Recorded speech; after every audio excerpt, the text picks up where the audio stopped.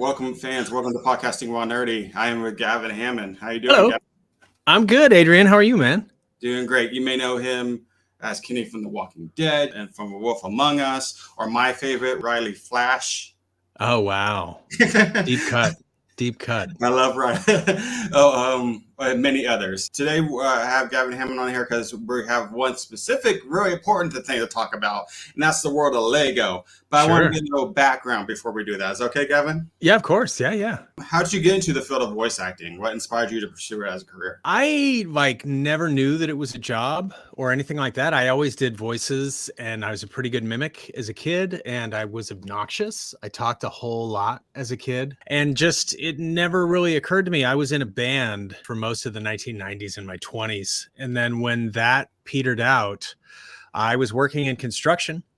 And my dad was listening to talk radio, as he always did. And there was a woman on a program here in the Bay Area who had a voiceover school, and she would go on this talk show on the regular and just sort of talk about it and promote the school. And my dad was like, yeah, you should look into that, because you do stupid voices all the time and you're a goofball. And so I did. And I took classes there and probably spent about 5-6 years just kind of studying and working. And then eventually got signed with my agent in San Francisco and then my agent in LA. And that was about 19 years ago. And since then, I've just been kind of doing it. Been about 15 years doing it full time. So that's awesome. Yeah. If you look up Gavin's IMDb, so it's like storied long. You've done a lot of impressive things in your career. Well, I'm old. I've been around a long time. And the fun thing about IMDb is it's like, I would say not even 10% of the stuff, that we've done or that I've done ever shows up there, just because it's either, some weird, especially back in the early 2000s when we were making so many mobile games and stuff like that. It's like none of that stuff would ever show up there because it was like, you'd go and sometimes you'd have a session, you'd work on 3 different quick mobile games. You never really knew where they were going. A lot of time we never even know what they're called, and it's just like, it might change between the time we record. It might just be something that they were doing it under an alias the whole time and didn't want to tell us. So it's weird, but it's been a great ride. It's super fun. But IMDb is a weird sort of metric just because I know for everybody, it's like never everything you've ever done. It's not even close. If it is, that's wild. But certainly not for me. I joked in the beginning about Riley Flash. That was you, right? Yeah, totally. That was me. I think he was like a wrestling trainer in WWE. 2K20. Yeah, and he had there was like a bunch of voicemails or something too that were in there at the end as like things he was trying to sell you or things he was trying to do. Exactly. So weird. Really fun. It was a totally strange gig. I think that was facial mocap too. So it might even look like me, which would be a shame. But, Being a huge wrestling fan, that's another interview for another day. But I would love to get into how that experience was. But can you tell me about your experience voicing the character of Bob? Yeah. Oh, so that was another cool one. So that I just got really sort of lucky in that when they cast that show for Lego City, I think it was Lego City Heights at first, but it was really kind of up in the air in terms of what was going to happen, where I was going to go. I was just stoked because, it was a animation and it's like, I get to do, so little animation. I've only done maybe a handful of roles. So I was really stoked to be cast as not a regular but certainly a recurring character. And then I walked into the studio the first day that we were shooting and it was like James Arnold Taylor was there and Roger Craig Smith was there. Misty Lee was there. Jeff Bennett was there some days too. And so for me, it was just like, I was like, what the hell am I doing here? I have no idea why I'm here. But it was really, really great. It was a super fun experience. The show was really funny. I played Bob, the firefighter, and I also got to be Mr. Perducci, who was the, Mr. Produce, but I guess it was pronounced Perducci. We always pronounced it Perducci. And he was just like the greengrocer who would, get his fruit stand would get driven through or something like that, usually by Duke Detain. But it was super, super fun and like an incredible group of people. Animation sessions are so weird and so funny because it's usually just like it's 8 or 10 of us in a room at a time with 8 or 10 mics, and then like the director will be like, okay, we're gonna run lines 27 through 51 on this page and go. And so everybody just kind of drops in their part, and we're recording in real time. And then like once they cut and they're discussing it on the other side of the glass, we just goofing around, and it's like people were doing voices, they're making jokes, just shooting the shit, shooting the breeze, I should say, just in case. I know Kansas. So it's just super, super fun. Those are crazy experiences. What is the audition process for something like that? Like same as anything else. My process is pretty much the same for almost any kind of audition I get. I get a script or sides when it's like, a scene, and you just kind of get your specs. They explain kind of what they're looking for, what the age range is, whether they have an accent or not. And then you just kind of get, 5 or 6 little snippets that are either a monologue or part of a dialogue or just some sort of descriptive thing. And you just kind of go with it, and you just do your best and then submit it and forget about it. That's kind of the process for just about anything these days, especially post COVID, but even before, everything comes to us at our houses. So it's like, we've got mics and stuff set up. I've got a booth over there, and you just kind of go in there and read whatever's due, whenever, but prior to, the deadline when it's due, and forget about it, because that's the easiest way. And then if it comes back and they end up, either booking you or wanting a callback or something like that, it's always good to have to be reminded what it was and not, left wondering, oh boy, I wonder what happened with that one, because it's, the percentages are so small, and the competition, there's so many people, that are reading the same thing. So it's just kind of like luck of the draw, and you just hope that you get it and that something comes through. Speaking of luck on the draw and there being so many voice actors in the community, what unique challenges come to bringing somebody like Bob to life? Like, how do you get out of yourself and not have it just be Gavin? Well, I never want to be here anyway, so it's pretty easy. No, with Bob, it was just he was just helpful. He was pitched a little bit lower than me, than my normal speaking voice. And, I just tried to give him a little bit more authority, because he was like the straight man to the kind of crazy fly off the handle, Clemens character played by my friend Josija, who is also fantastic. Just having somebody to kind of riff off of, I knew that he would be, that Bob would be lower energy, might get more exasperated. I think there was an episode we did where we kind of switched places and Bob was kind of crazy and animated. I knew that it wasn't a huge role, so I just was trying not to get in the way more than anything else, was just to say my lines, say them quickly, let the writing speak for itself, because it was so funny and good. Yeah, mostly my focus there was just to try to get out of my own way and not take everything so seriously, just to kind of let it happen and, let the writing do the work. All I have to do is get it off the page and make it sound real.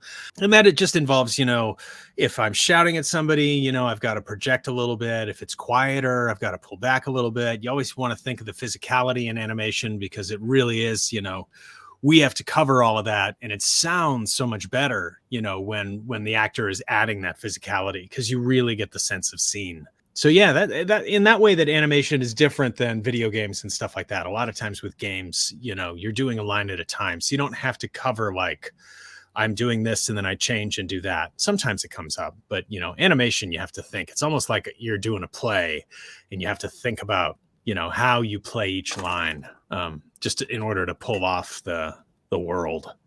Right. I was just about to ask about that. Like, how does the gears work going from like animation to video games? Is there enough similarities that like it's easy to adapt, or do you really have to switch your brain? And it sounds like you almost do in a way, because they're the way they're produced is way different. It sounds like.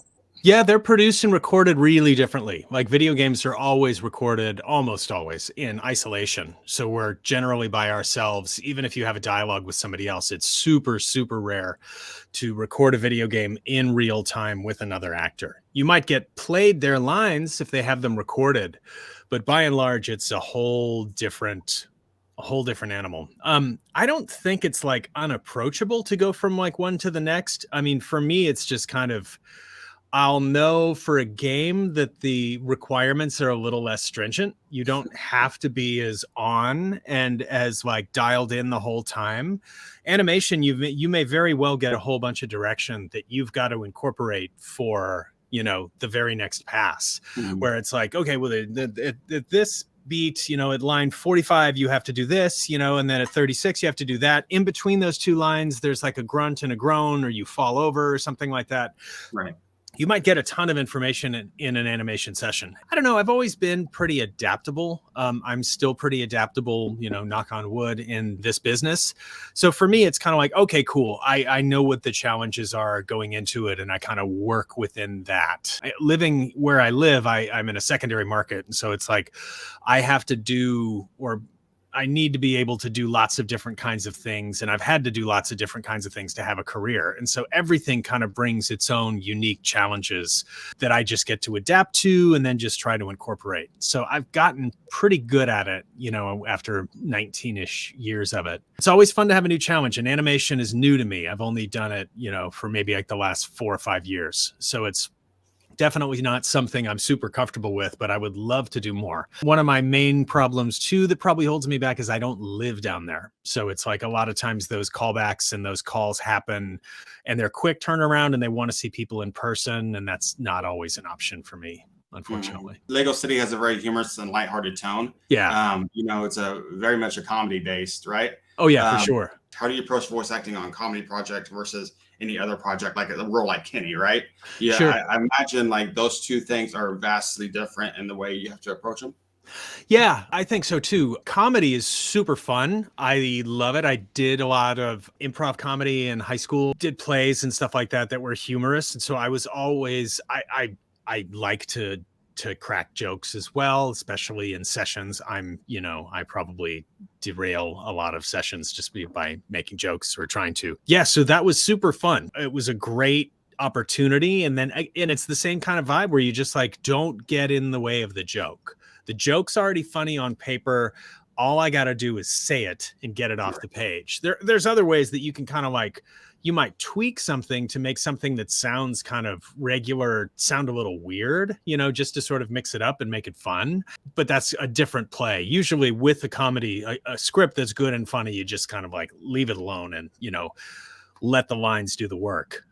Yeah, for The Walking Dead or anything that's heavy drama like that, yeah, it's kind of the opposite. I mean, you still have to be really focused and invested, but you have to be able to tap into things where I might have to pull more stuff out of the script by adding my own emotion or effort, you know, just to sort of get it across and get it off the page. You have to do that in animation as well. You know, there's certainly sad bits and stuff like that, but definitely it's a dichotomy, you know, comparing those two. They were certainly different approaches for me, just to make it make sense. You mentioned Lego City has an amazing cast, a very diverse cast. Yeah. How do you ensure that Bob stands out?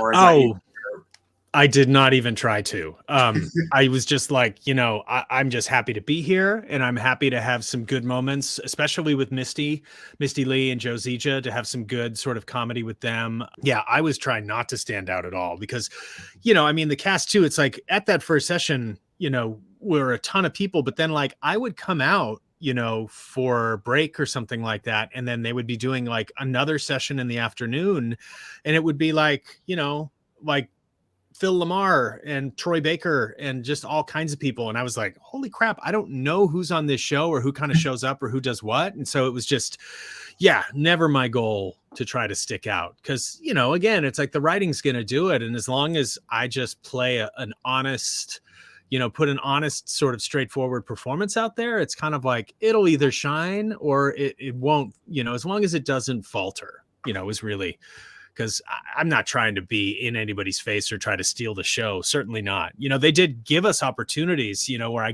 I had that, you know, we had an episode where we switched roles. It was very, you know, Bob focused or Clements focused. And so we got to, you know, stretch out and kind of do it there. But by and large, I'm just trying to be all business, get out of the way and not, you know, not cause anyone any headaches.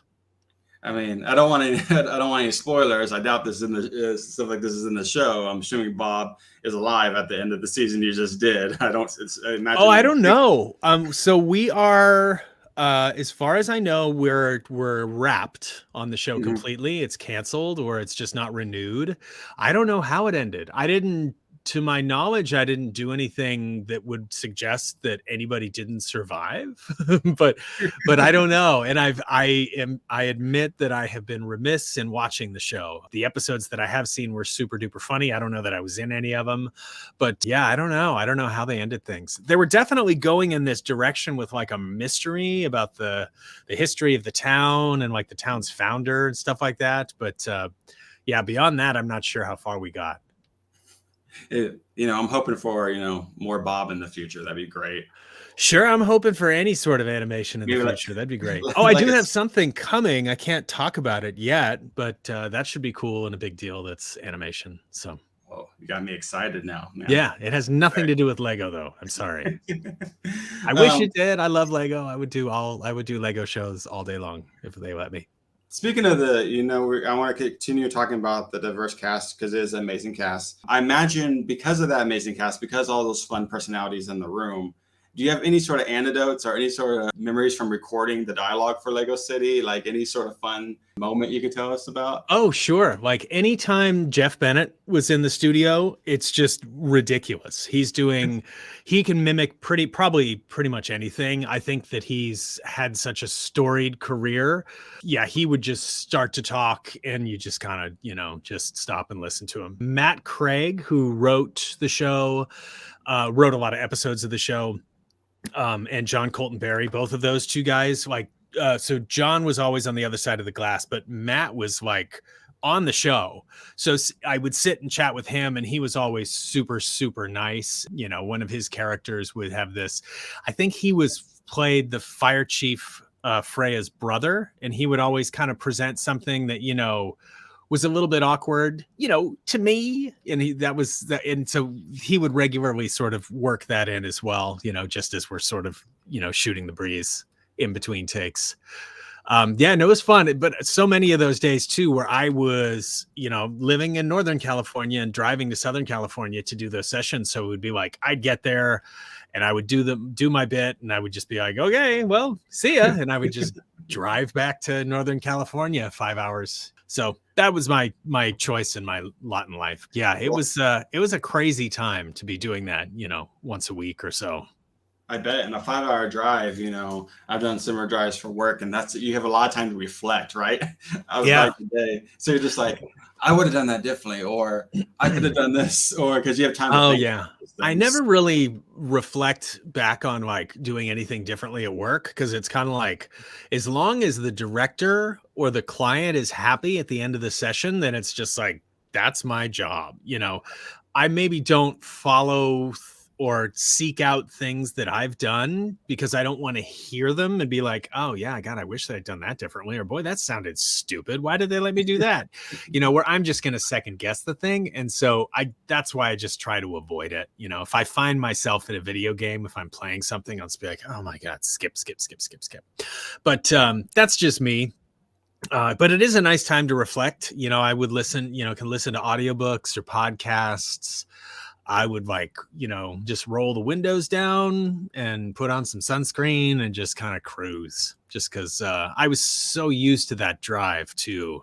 Mm-hmm. I've probably done it hundreds of times, on good old Highway 5 here in California from the Bay Area to to Los Angeles. That sounds like Burbank, a beautiful mostly. drive.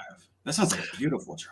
It's not. It's in the center of California through the Central Valley. So pretty much it's just 2 lane, like 4 total, but each side, each direction is 2 lanes and it's like just straight and flat. You go over the mountains to get, into San Fernando Valley proper. But aside from that, it's just straight and trucks and rest stops.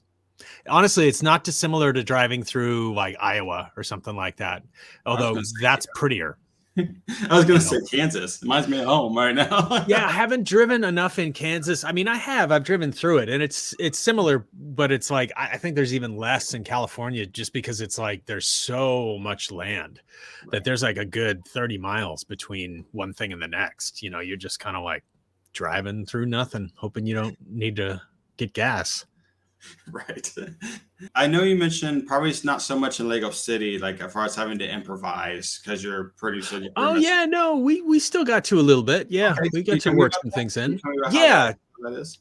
just opportunities. So sometimes they'll ask you for, especially this was the case with Mr. Producci. They would ask for just sort of call outs where he would be like seeing somebody drive by and just sort of shouting at him or saying something. And then they'll just be like, you know, rattle off 10 or 15 in a row of different sort of greetings or call out the names of fruits or something like that.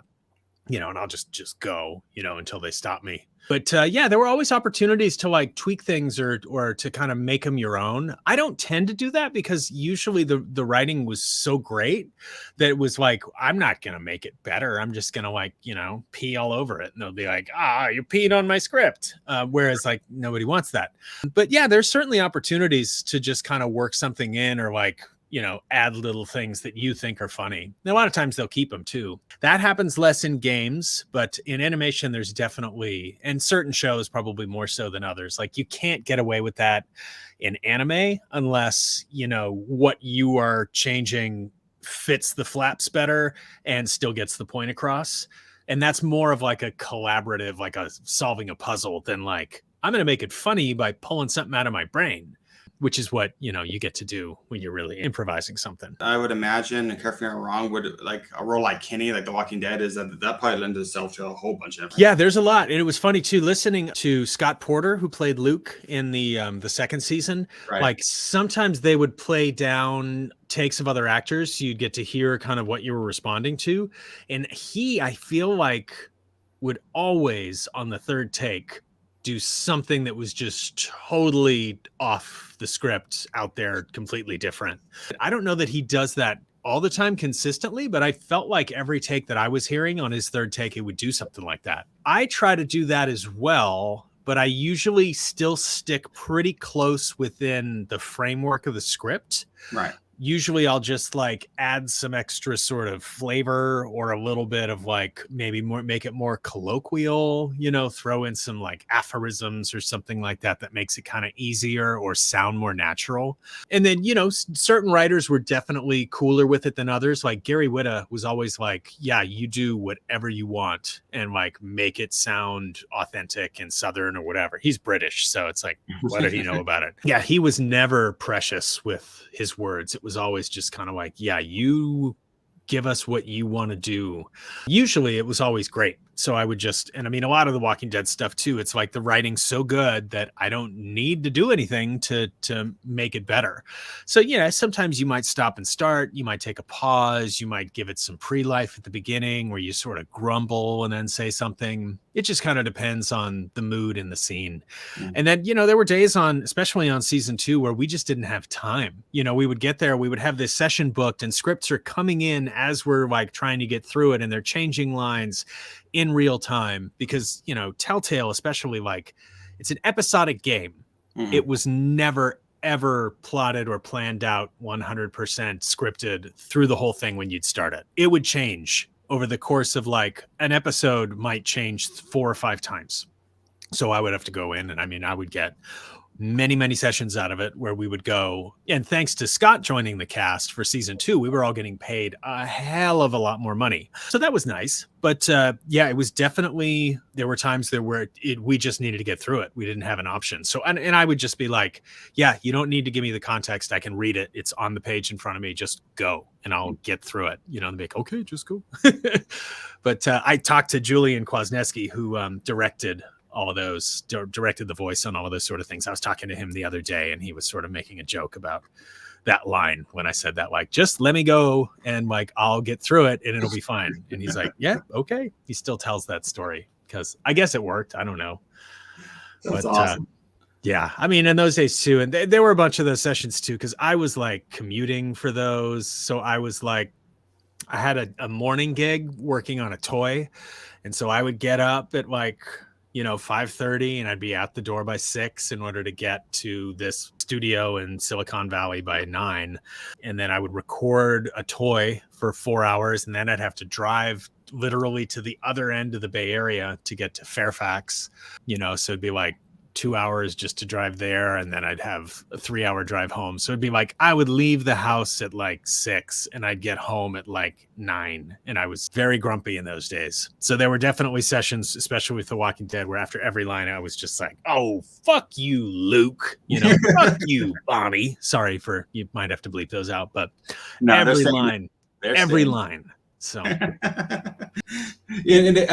would say this, I that makes a lot of sense, because it does definitely come across like Kenny in the first season compared to Kenny in the second season. Well, it wasn't all me. They did want him to be more grizzled, and originally he was supposed to be the big bad. He was going to be like the Carver character, and it was going to be this big reveal that he was going to be like the bad guy, but it didn't test well. People didn't really like or accept that, and they thought it worked way better to have him be this kind of tragic sort of declining hero, as he'd kind of lost so much. That was the direction we ended up going, and so I just tried to age him up and make him more angry, and that was just part of the writing process. They kind of introduced Luke as this sort of foil to Kenny, where he could have this animosity and they could kind of butt heads like that, because that's just the direction they wanted to take Kenny. But even then, it's like they were tweaking that thing the entire way. They kept tweaking that final sort of confrontation between he and Jane. They tweaked that thing over and over and over again, because not enough people were siding with one character or the other. So they had to keep tweaking it to get the numbers relatively even, which was crazy. Yeah. So it was definitely a long and winding road. And those days were just, rough for me, because my kids were very young. I was, gone basically 16 hours a day. So it was rough. It's been nice doing that less, to be honest. I bet you're enjoying the time with the family, right? Yeah, for the most part. Although right now I'm working on a tech thing again in Silicon Valley, so I have to get up and commute and whatnot, but I'm home in the afternoons, so that's nice. And everybody says, it's best when you practically work for yourself. Yeah. I mean, I do. I still definitely work for clients, and I have a lot of different clients. I have the end user clients. I have the client that's the buyer. I have the client that's my agent. I have all different sorts of layers of clients, but ultimately I'm still in charge of my own destiny. I'm not the drummer sitting in the back, where people up front are making decisions that impact me. It's like I make all the decisions that impact my career, and I can say, yes, I'll do that thing, or no, I won't do that thing. I have a lot of freedom to choose. It's difficult to get work. It's like I'm still throwing the dice with every single chance. There's never job security, so I never get to, just sort of relax and say, oh, cool, this is great for a while. My joke with my wife, and I'm sure she no longer finds it amusing, is that every gig I have, I'm like, oh, that could be the last one. Oh, it's been a day. I haven't had a job. I probably should go apply to be a fry cook down at the Burger King. I think it helps keep me sane to sort of know that, it's all very fleeting, and enjoy it while it's there. Yeah, I did not think I would be doing this, for 20 years. It's mind-boggling to me. So I'm very, very fortunate, very lucky to get to say I can do that. And Lego is a huge thing. So yeah. Once again, I want to say congrats for that, because... Oh, thank you. Yeah, no, I was super thrilled to get cast on it, because I mean, you can't see it, but I'm a total Lego head. My little collection of knights with their different armors and different sort of pieces. I have a lot of Legos. I love it. They're all right next to me. They're all just right there. Getting the call from Lego, for me, it'd be like getting a call from DC Comics being like, I want you to cover a comic book, right? It's crazy, right? And yeah. I've had a few of those too, where there've been clients that call that want to work with you, or that you book something that you read for them, and it's just like, whoa. And Lego was definitely one of them for me. Plus, I knew that the show, as long as someone picked it up, that someone had actually bought it, I knew that people would see it, and that it would be out there. It would probably be on Nickelodeon, and it would probably be, out there for people to see. So it's cool. Sometimes you, especially like you work on something and you're like, yeah, I wonder what's going to happen with this. Or you do like one episode in a show and you're like, oh yeah, probably never be on that again because that character died, but it's just, yeah, especially fun to be cast as a, and I think he probably was a regular on paper, like a series regular. I don't know. But to be any sort of recurring role is incredible. Something like Lego City that I'm guessing is more geared toward children, but adults can enjoy it as well. Mm-hmm. How would you, for somebody who hasn't seen Lego City, pitch Lego City to somebody? What's amazing about it is it's this collection of all of these different weirdos that exist in a city that are all sort of like have their own jobs and their own agendas, and they all sort of intermingle in very strange ways. The humor can be really slapstick and over the top and goofy. It can be really subtle. I mean, more than anything else, it's incredibly well written by some very prominent animation writers, John Colton Berry, Matt Craig, all kinds of other people that I'm forgetting offhand, and I apologize. The cast is stellar. It's like a who's who of animation. It was directed by Colette Sunderman, who is another legend in animation. So it was just all of these things going for it that, yeah, really, it's great. It's super, super funny. I'd highly recommend it if you haven't watched it. And finally, I want to end with this final question because I know a lot of people are out there who are like, I want to do what Gavin does, right? Sure. What advice would you give an aspiring voice actor who's interested in pursuing roles in animation or video game voice acting or working with an iconic brand like Lego? Sure. I mean, we get asked, anybody that does voiceover, we get asked all the time how to get into it. It's hard. It worked well for me because I kind of was born with the mindset of changing and manipulating my voice. That was something that I've always done, and I've always been a pretty good mimic. So I had that natural advantage. And then it was just a lot of work. I took a lot of classes with a lot of teachers, a lot of actors, a lot of producers, a lot of agents, and I just kept kind of putting myself out there. And I was, after 3 or so years of that, it was really discouraging. It's like, I'm not auditioning for anything. I'm taking these classes and I'm getting positive feedback, but like nothing's coming from it. And my wife was like, you have to give this 5 years, like a reasonable, like any other goal, and just give it a shot. And I did. And by the end of that 5 years, I had signed with my San Francisco agent. So it was like, it kind of fell into place. It worked out in a really good time because my first son had just been born in 2004. So I was a stay-at-home dad anyway. So I had the ability to drive into the agency, which is what we used to have to do then. So if I was lucky, I was driving to San Francisco 3 or 4 days a week, just with my kid with me. I'd bring him in and either somebody would watch him or my dad would meet me and push him around the block, in San Francisco.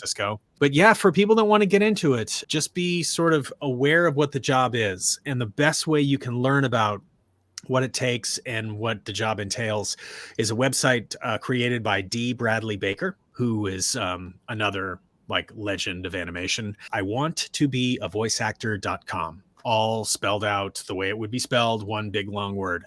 And it's just basically a compendium of all of the questions that we've asked or we've been asked that, people want to know how to get an agent. And it's like, there is no clear answer, but it's like he definitely lays out, what the expectations are. And it depends on what you're good at, what you want to do. If you want to do animation, it's kind of like it's presupposed that you kind of need to be there in Burbank or something like that where they're making it. You don't have to as much with COVID times. You can live basically anywhere you want, but there are way more things opening up and returning to in studio, work. So it's really a difficult road, but it can be super fun if you can find work. Yeah, it's hard because the impression that we often get from people is that it's a piece of cake because all we're doing is talking. So anybody could do that. So I just want to do it in my spare time because I just want to talk and make a few $100, and it's kind of like, now in order to get those gigs, you've got to be able to book them. And it's like, you might get a script from an agent and have no idea what it is. It's like, what do I read and what don't I read? So it's like classes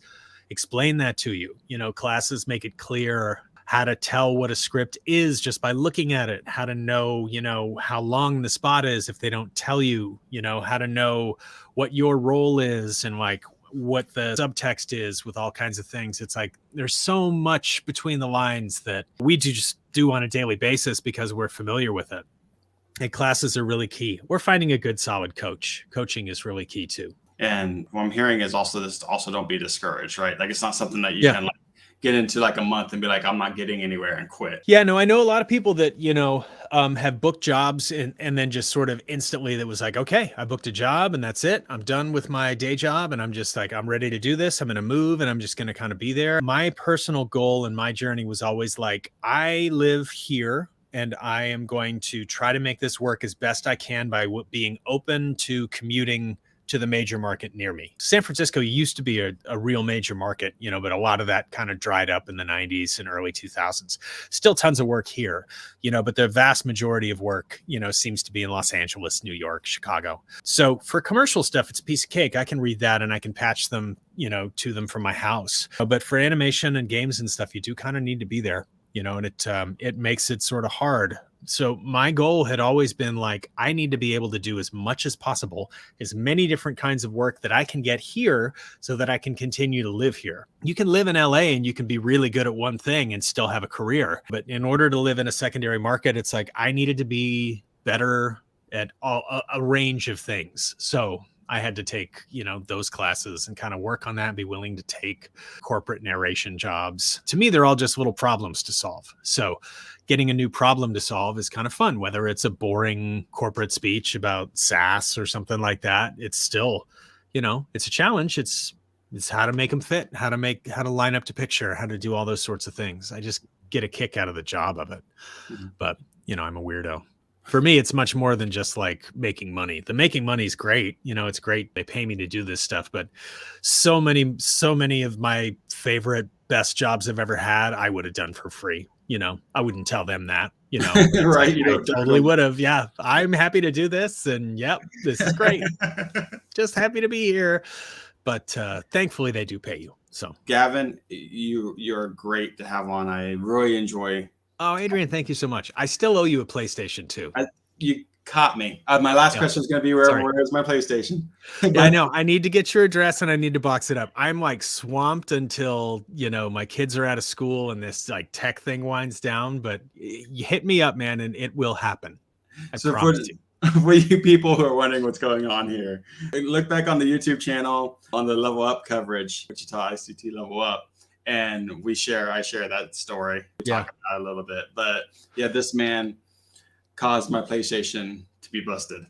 It was my fault that his grandparents destroyed his PlayStation because of something I was told to say. And he was clearly playing too loudly around his grandparents, but that's neither here nor there, right? Yeah. He was 8 at the time. So, I didn't know better. I didn't know. But right. I'm going to make it right. I'm going to settle the thing and it'll be good and we'll be fine. It'll all be good. And then I can show my face in Wichita again, which I'm looking forward to doing. I liked Wichita a lot. It's a lovely town. I was also going to say we have to get you back because we have to drink some more beers together and socialize. Absolutely. I loved it. And go to that ramen place. That ramen place was excellent. But, you mentioned things you couldn't talk about yet. Yeah, always. There's always something I can't talk about.